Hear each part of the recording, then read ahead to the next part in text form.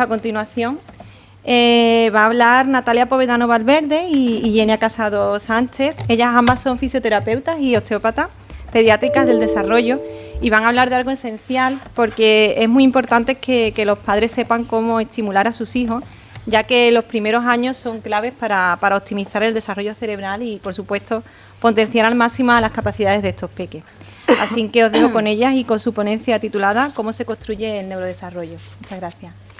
Muchas gracias, Carmen, por darnos esta oportunidad de hablar de nuestra pasión. Y es que Jenny y yo nos dedicamos a ayudar a bebés y a niños en sus dificultades en el desarrollo, desde la fisioterapia del desarrollo, desde el concepto de la terapia manual pediátrica integrativa, el concepto TEMPI. Y tras muchos años de experiencia nos enamoramos de esta especialidad cuando fuimos madres y empezamos a cambiar nuestra mirada a la hora de entender y de abordar estas dificultades. Esta charla... no tengo... que pensé que tenía una presentación sobre el porqué de esta charla, pero no tengo, luego viene otra. Esta charla surge de ver en consulta cada vez más niños con dificultades en el aprendizaje, en la atención y en el desarrollo. Y es que estas cifras actualmente son alarmantes porque 1 de cada 4 niños presenta dificultades para enfrentarse a la lectoescritura, al aprendizaje. Y son niños neurológicamente sanos, con un desarrollo típico, pero que cuando se tienen que enfrentar a la lectoescritura o se tienen que enfrentar a un aprendizaje, ¿no?, como en la edad escolar, pues no van, porque necesitan una construcción neurológica muy bien hecha. Y en este caso, pues vemos que esa construcción no se ha hecho del todo bien. Cuando recibimos a estas familias en consulta y les preguntamos por esas primeras etapas de desarrollo de ese niño, ya empezamos a ver signos que nos estaban indicando que ese desarrollo no se estaba haciendo del todo bien. Pero como no eran signos muy grandes, muy alarmantes, no sobrepasaban una patología, pues pasaban desapercibidos. Entonces, cuando llegaban a esa edad de 6 años, pues parecía que el problema aparecía ahí, pero en realidad el problema aparecía mucho antes. Con lo cual nuestra intención, nuestro objetivo de esta charla es llegar a transmitir la importancia de esa construcción del neurodesarrollo, entender de dónde pueden venir esos problemas y qué alertas podemos encontrar en cada una de las etapas que luego vamos a ver, que nos pueden estar indicando que ese desarrollo no se esté construyendo bien. Y luego, pues, qué se necesita para una buena construcción neurológica, para luego poder enfrentarse a ese aprendizaje, ¿no?, a esa capacidad de prestar atención o a ese comportamiento. Y comenzamos con ese neurodesarrollo, con esa construcción neurológica. El neurodesarrollo es un proceso a través del cual el sistema neurológico y el cerebro como órgano principal crece, madura y adquiere sus funciones, porque cuando nacemos, no nacemos con todas nuestras habilidades listas para ser utilizadas, nacemos inmaduros. Y tardamos aproximadamente 20 años en adquirir esa maduración necesaria. Y al inicio de la vida, esa maduración se produce por unas conexiones. Esas conexiones al principio pues son unas conexiones simples que se dedican cuya función es automatizar. Se encargan de desarrollar funciones automáticas, como puede ser el movimiento, ¿no?, la postura, el equilibrio, los movimientos oculares, la gestión del estrés, al final es la supervivencia. Y esas conexiones que cada vez van siendo más ricas van a depender no solamente de los genes, que también tienen un gran peso, pero van a depender de los estímulos y de las experiencias que viva ese bebé. Entonces, posteriormente esas conexiones sencillas se van a agrupar en conexiones mucho más complejas, pero van a necesitar de esas conexiones sencillas. Y esas conexiones más complejas son las que son funciones más puramente humanas, que están relacionadas con la lectoescritura, con las matemáticas, con el lenguaje, con el pensamiento abstracto, con el control de impulsos, con la inhibición. Todo eso es más puramente humano, pero se apoya en esa primera construcción, en esas conexiones más simples, más sencillas, que se han hecho al inicio de la vida y que son automáticas. Os pongo aquí el símil de una semilla. Tenemos una semilla que tiene contenido todo el material genético, por ejemplo, para expresar un árbol, ¿no?, es la semilla de un árbol. Esa semilla, para poder expresar y llegar a ser un gran árbol o un pequeño árbol, pues ha necesitado de una tierra con una calidad, ha necesitado agua, ha necesitado sol. En función de esos estímulos, va a ser un gran árbol o se va a quedar en un pequeño árbol. Por lo tanto, la parte de genética tiene un gran peso, pero gracias a todos esos estímulos y fundamentos que posteriormente hablará Yenia, que son fundamentales para que esa semilla, para que esos genes se puedan expresar en su máximo potencial. Aquí os hablo de un estudio hecho muy a largo plazo, durante 5 años, donde se estudió las habilidades motrices. Se estudió las habilidades motrices y posteriormente el desarrollo cognitivo, ¿no? A los 5 años, que ya es prácticamente a la edad escolar, donde se tiene que enfrentar pues a un aprendizaje importante y a una relación social también importante que está relacionada con el comportamiento. Y se observó que los niños con habilidades motrices pobres, es decir, aquellos que no llegaban a hitos motores acordes a su edad a los 9 meses, pues posteriormente a los 5 años tenían peor comportamiento y tenían dificultades de aprendizaje, con lo cual ya nos está diciendo que ese primer desarrollo motor, que es a través del movimiento, que es el que realmente estimula esas conexiones, esa red neuronal, no se estaba haciendo de manera correcta, bien por muchísimas causas, ¿no? Pero ya nos está dando la clave de que ese inicio de la vida, de que esos primeros meses son fundamentales. ¿De dónde pueden aparecer los problemas o de dónde surgen esas alteraciones? Pues podríamos distinguir 3 momentos importantes. Un periodo prenatal, que es de la concepción y durante el proceso de gestación, que aquí nos podemos encontrar no solamente con alteraciones genéticas y alteraciones metabólicas, sino también ligadas a la salud, por ejemplo, emocional de la madre. Si la madre vive situaciones de estrés durante su gestación, ese bebé está recibiendo una serie de sustancias en sangre que ya le están programando para el mundo que se va a enfrentar, con lo cual esa gestión del estrés de ese bebé puede lastrar su desarrollo. También ligadas a la salud física de la madre. Si tiene un riesgo de aborto, tiene una enfermedad que tiene que tener un reposo absoluto y no se puede mover en ese momento en el que se están programando, se están haciendo esas conexiones iniciales, tantas automatizaciones, se están desarrollando a nivel sensorial, tantas cosas, que si no hay movimiento también puede luego influir en su desarrollo. También ligadas a la alimentación de la mamá, pues por intoxicaciones, por una mala alimentación o por consumo de alimentos, que cada vez hay más evidencia científica de relación de luego diagnóstico con consumo de alimentos, como por ejemplo el espartamo, ¿no? Que cada vez hay más estudios que demuestran la relación con el autismo. Y fundamentalmente son los que vemos en ese periodo prenatal. Luego tenemos el periodo perinatal, que es el momento del parto. Entonces, todo lo que puede suceder en ese momento, que no son pocas, ¿no? Pues desde partos difíciles que se paran, que precisan una cesárea de urgencia, o bien utilización de instrumental, que se puede lesionar a lo mejor alguna estructura de ese bebé al nacer, o una falta de oxígeno. Entonces, todas son ligadas ahí, o una necesidad de intervención, y están pues ligadas a ese momento del parto. La prematuridad también, por ejemplo, el nacer antes, que bueno, esa estaría más en prenatal, pero también está asociada a una necesidad de hospitalización, a una necesidad de unos cuidados, porque esa maduración no está del todo completa como para estar sin una necesidad a lo mejor de oxígeno o de una alimentación de otra forma, y ya te pueden estar dando signos de que ese desarrollo se puede ver alterado. Con esto no pretendo que etiquetemos a los niños, es decir, si una mamá pues ha necesitado por un riesgo de aborto un reposo absoluto, no quiero decir que ya de por sí digamos ese niño ya va a tener problemas de desarrollo, sino que entendamos que si hay tanta incidencia, pues nos adelantemos y hagamos esa prevención, le aportemos ese estímulo en el momento en el que al bebé se le puede estimular, ¿no? Que es después de nacer, cuando esa mamá ya pues se puede mover, pues se mueve con el bebé. Todas esas pautas ahora nos la va a explicar Yenia de esa importancia, pero sabiendo ya la incidencia, pues entendamos cuáles son esos estímulos fundamentales para esa construcción inicial y se los damos a ese bebé para que pueda expresar como esa semilla pues su máximo potencial. Luego, a nivel postnatal, tenemos todos los aspectos ligados a esos estímulos que posteriormente podemos dar al bebé. Y aquí, en esos primeros meses de vida, yo quería hablaros sobre algunos signos.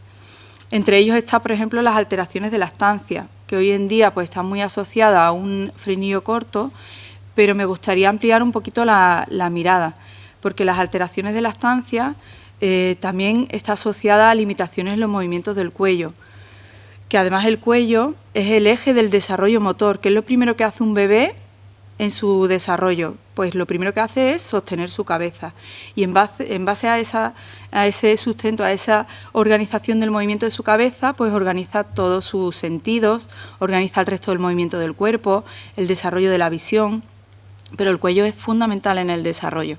Entonces, cuando hay una limitación del cuello, también vamos a encontrar niños que tienen alteraciones en su lactancia porque tienen una preferencia de un pecho sobre otro. Y eso ya te está diciendo que el frenillo es igual, de igual longitud en un pecho que en otro, pero si hay una preferencia, quizá te está expresando que hay una dificultad.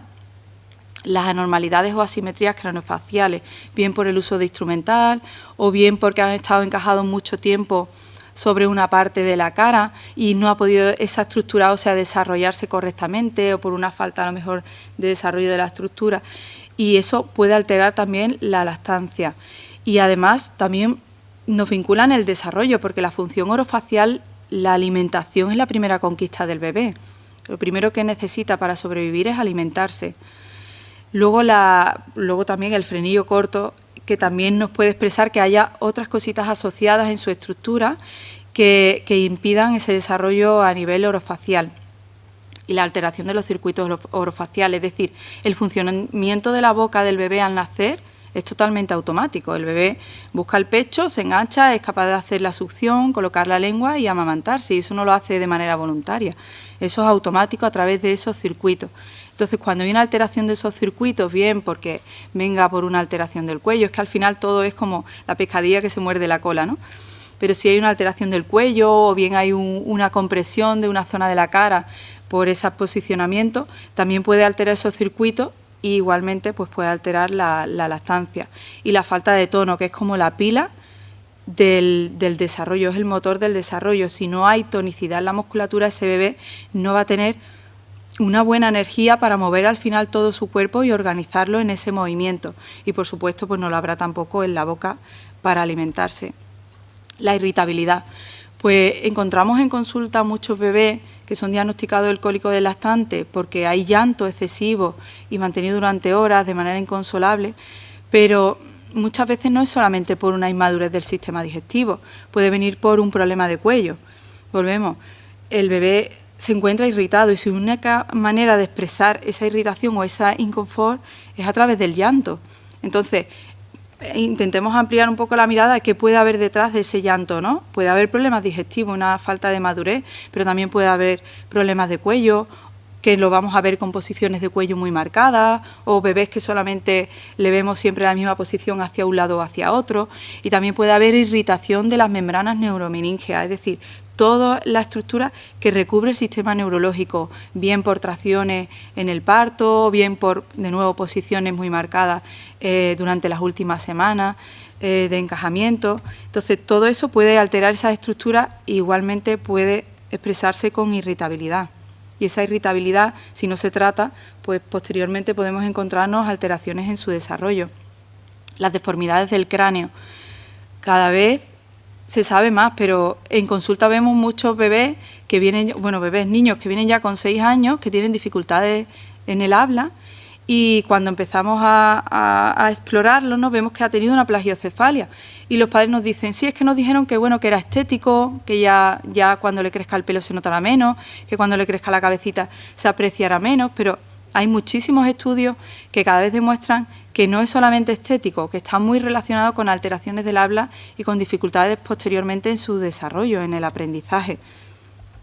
Y luego las alteraciones en cadera, que igualmente pues no suelen venir solas, bien por un encajamiento sobre la pelvis, y eso hace que la estructura no esté madura para posteriormente enfrentarse a unas posiciones de gateo o a una marcha, y estamos hablando no de una displasia de cadera, que una displasia de cadera pues ya hay una deformidad y una necesidad de tratamiento, es decir, eso ya entra dentro de lo que es el sistema sanitario y se aborda, pero hay muchas que no llegan al límite de una displasia de cadera, pero hay una afectación de cadera, y luego hay esa dificultad en el desarrollo de hitos motores que posteriormente pues, van a tener mucha relación con ese desarrollo cognitivo.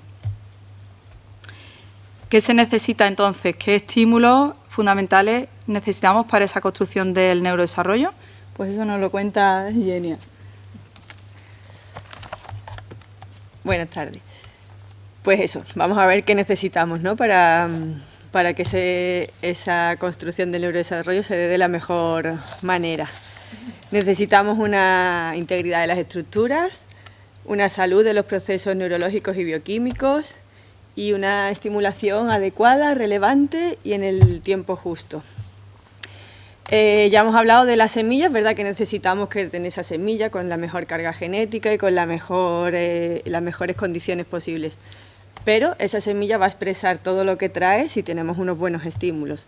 Por eso es tan importante conocer qué estímulos son adecuados, porque no todos los estímulos nos van a fomentar igual el desarrollo del bebé, ¿no? Uno puede pensar que por ponerle muchos colores en la habitación al bebé, ponerle musiquita y dejarlo en la cuna, pues ya está estimulado el bebé. Hay muchísimos estímulos en la habitación, pero quizás esos no son los estímulos que realmente nos van a ayudar a que madure su sistema nervioso y a que se construya todos sus patrones motores. Entonces, conocerlos es importante. Y luego también es importante saber que el momento y el tiempo adecuado para aportar estos estímulos. En el caso de todas las adquisiciones que conseguimos a lo largo del desarrollo motor, tienen unas ventanas de construcción. Normalmente coinciden con el momento de adquisición. Por ejemplo, la marcha, si la adquirimos entre los 9 y los 14 meses, ahí todo nuestro sistema nervioso está en condiciones y con todos los recursos para adquirir eso. ¿Quiere decir que después no lo vamos a adquirir? No. Pero quiere decir que si ahí estamos plenamente predispuestos a eso, si le ofrecemos los estímulos, pues es más fácil que el sistema lo absorba y lleve a conseguir esos hitos. Entonces, conocer también que es importante darlos en el momento adecuado es bueno. Y luego también tenemos los primeros 18 meses en los que el sistema nervioso está haciendo todas esas conexiones que veíais en las imágenes de Natalia al principio, como hay primero poquitas redes neurológicas y luego se van construyendo un montón. Pues en los 18 primeros meses eso lleva una velocidad espectacular. Luego empezamos a hacer una poda sináptica y es verdad que si conseguimos hacer la estimulación en esos primeros 18 meses, los resultados son muchísimo mejores. Entonces, tener un poco en cuenta la importancia también del tiempo. Por eso, la clave es el inicio de la vida, empezar los estímulos desde el primer momento.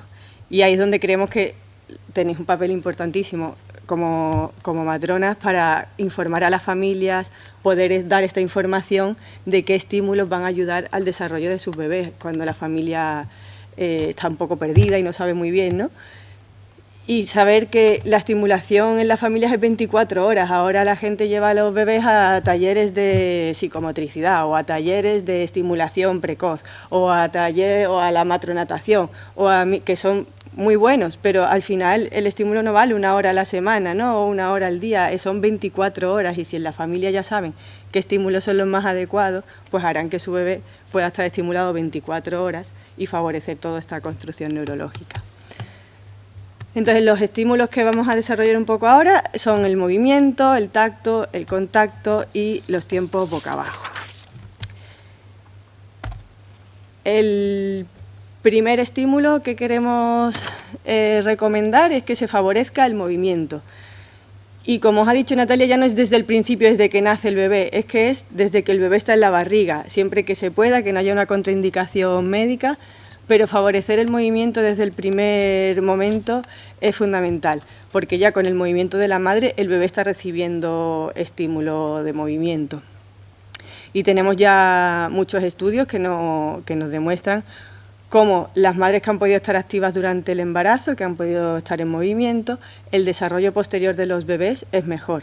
O sea que ahí ya podríamos empezar con la primera recomendación.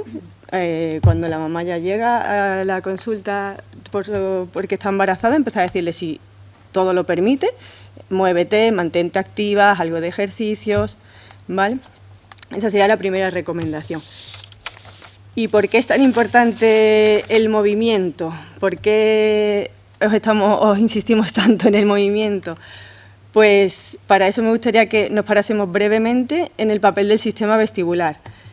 y sobre todo en el papel del sistema vestibular en la relación con el control del tono muscular y el papel que tiene en el control cervicocraneal, ¿vale? Porque, como sabéis, el desarrollo motor sigue la ley cráneo-caudal y próximo-distal, ¿no? Lo primero que necesitamos para empezar a tener movimientos controlados es el control de la cabeza y el cuello. Después adquirimos el control del tronco y, por último, el de las extremidades. No vamos a adquirir el del tronco, no nos vamos a poder sentar erguidos si no tenemos antes un control cervical. Entonces, lo primero es ese control cervical. Y vale, y entonces, ¿quién era el sistema vestibular, no? ¿Qué hacía el sistema vestibular? El sistema vestibular es el sistema que nos informa del movimiento de la cabeza y de la posición en el espacio, y también nos mantiene en equilibrio. ¿Y eso qué tiene que ver con el tono muscular? Eso que me estás contando, ¿no? Pues el sistema vestibular es la mayor fuente excitadora de los músculos extensores de cuello y de tronco, es el que nos mantiene, el que excita o controla esa musculatura para mantenernos erguidos, ¿vale? Hay una conexión directa entre el sistema vestibular y los músculos del cuello y del tronco. Cuando movemos a un bebé o cuando nos movemos nosotros, fisiológicamente hay una contracción de la musculatura del cuello y de la musculatura del tronco para contrarrestar la velocidad del movimiento y mantenernos estables, para estabilizar la cabeza. ¿Y qué hemos dicho que era lo primero para empezar el desarrollo, para poder empezar a tener movimientos controlados? El control de la cabeza y el cuello, ¿no? Pues por eso el sistema vestibular es fundamental para empezar a adquirir patrones de control motor. Brevemente, me permitís hacer una pequeña revisión sobre las funciones del sistema vestibular, porque, como os estoy diciendo, es bastante importante en la adquisición del neurodesarrollo. Y entonces, conocemos y ya hemos comentado que detecta el movimiento y la posición de la cabeza en el espacio, esa es como su función principal, pero tiene otras funciones también importantes.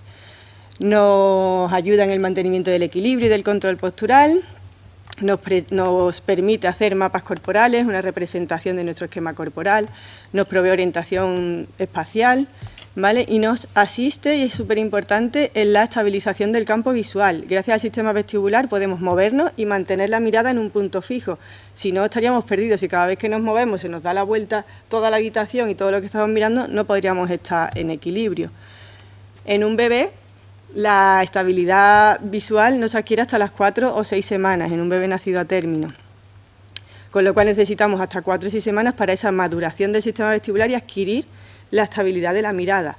Gracias a la estabilidad de la mirada, el bebé se conecta al mundo y empieza a tener interés por lo que está afuera, y ese también ya es el motor que nos impulsa al desarrollo de una manera exponencial, porque ya quiero alcanzar algo, ya veo algo que me interesa, ya aquello me atrae, entonces quiero moverme, desplazarme, y eso ya empieza a generar conexiones neurológicas. Pero lo primero que necesitamos es estabilidad de la mirada, y esa estabilidad de la mirada depende del sistema vestibular. Así que ya me diréis si es importante o no mover a los bebés. Y por último, otra función importante del sistema vestibular, y quizás tampoco la relacionamos tanto, es la relación con los procesos afectivos. Es un regulador del estrés. Todos seguro que hemos tenido algún bebé en brazos irritado, y al moverlo, mecerlo, balancearlo, se ha calmado, ¿no? Como el sistema vestibular, y calmamos a través del movimiento. O cuando nosotros estamos nerviosos y nos balanceamos, ¿no? Como nos vamos calmando a través del movimiento. Así que también es importante para esa regulación el movimiento. Y ese sería un tipo de movimiento, el balancear, calmar a un bebé, pero también tenemos otro tipo de movimiento más intenso, más como este, ¿no? Que veis, como ese papá jugando con el bebé, que lo baja, que lo sube, que lo mueve. Ese es otro tipo de estímulo vestibular, que este sí favorece más el aumento del tono muscular, esa estabilización de la cabeza que estábamos hablando, de control de cuello, ¿vale? Y es importante también para conseguir ese control cráneo-cervical. Por lo tanto, tenemos que hacer un poco las dos recomendaciones de estimulación vestibular, un poco ese movimiento calmante, y también recomendar a los padres que jueguen con sus bebés, que los balanceen, que bailen con ellos, el avioncito, el subirlo, el bajarlo, todo ese tipo de movimientos nos van a ayudar mucho a estimular el sistema vestibular para que vaya madurando. Así que si ya sabemos la importancia que tiene el movimiento, ¿no?, en el desarrollo motor, y sabemos que el desarrollo motor es también la palanca para luego todo ese desarrollo cognitivo, como explicaba Natalia, para que después ese bebé crezca como niño y pueda adquirir todo ese aprendizaje cuando llega a la escuela y eso, ¿cómo no vamos a recomendar el movimiento, ¿no? Y cómo no vamos a explicarles a los padres que la forma natural de desarrollarse un niño no es en un carrito, no es en una maquita, sino que necesita ser movido.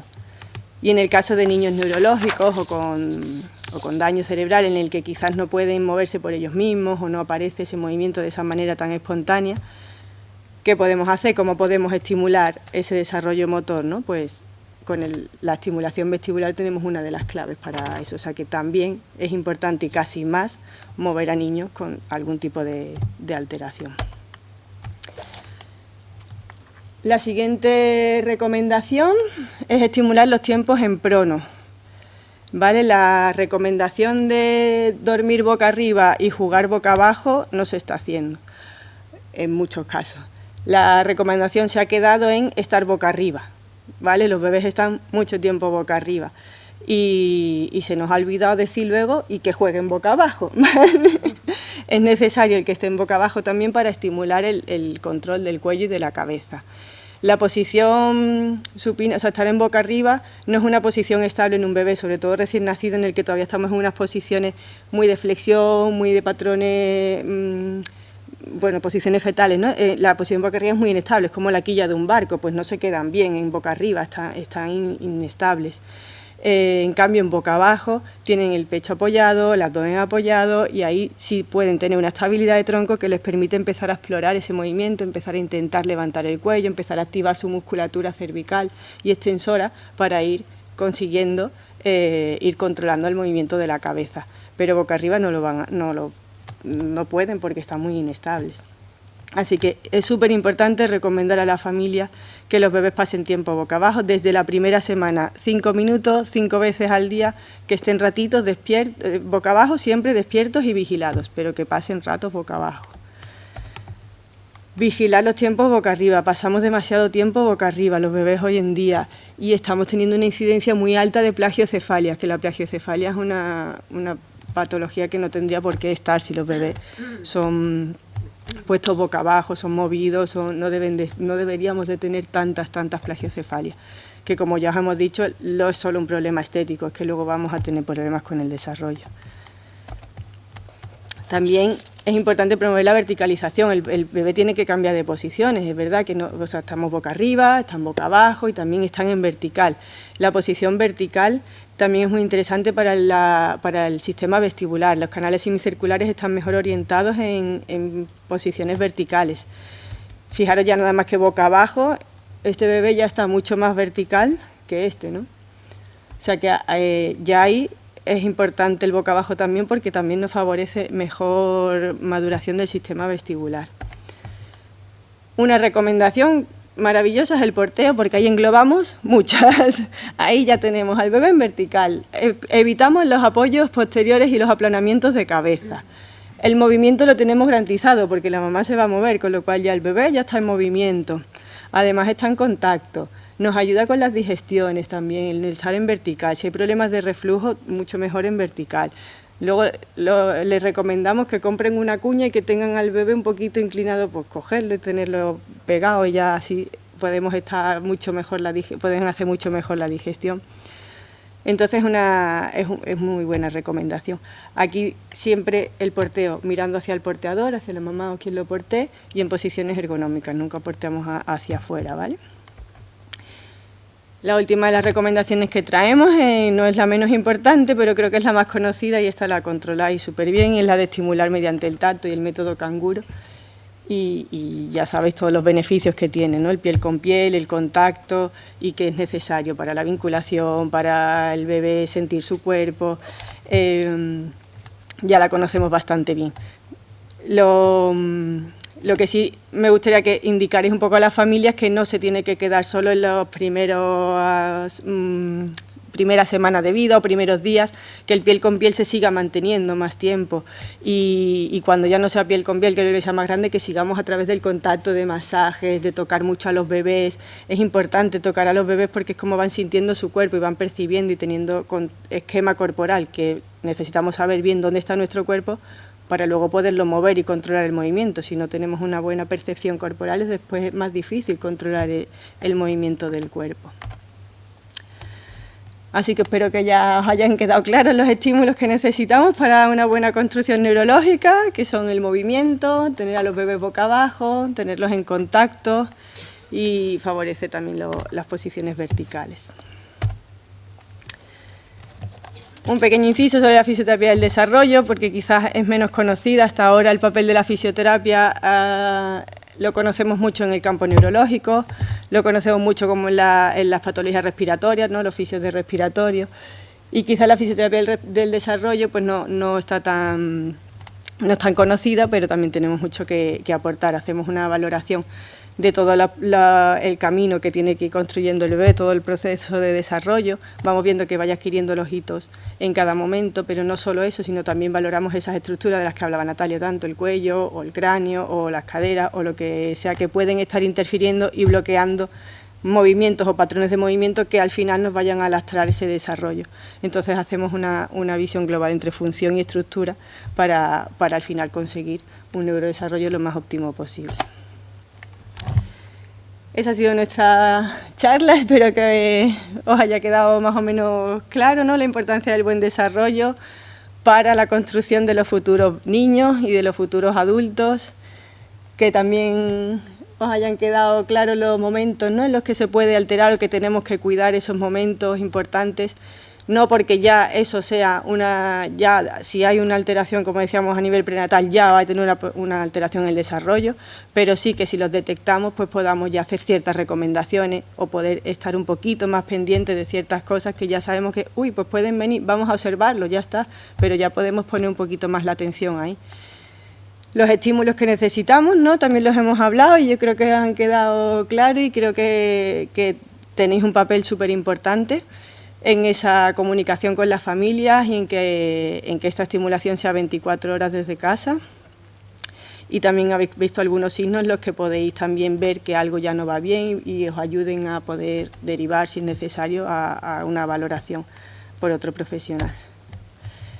Muchas gracias, y el sueño que compartimos es que nuestra sociedad se comprometa con un mejor desarrollo de los bebés a través de una buena formación de los profesionales y las familias.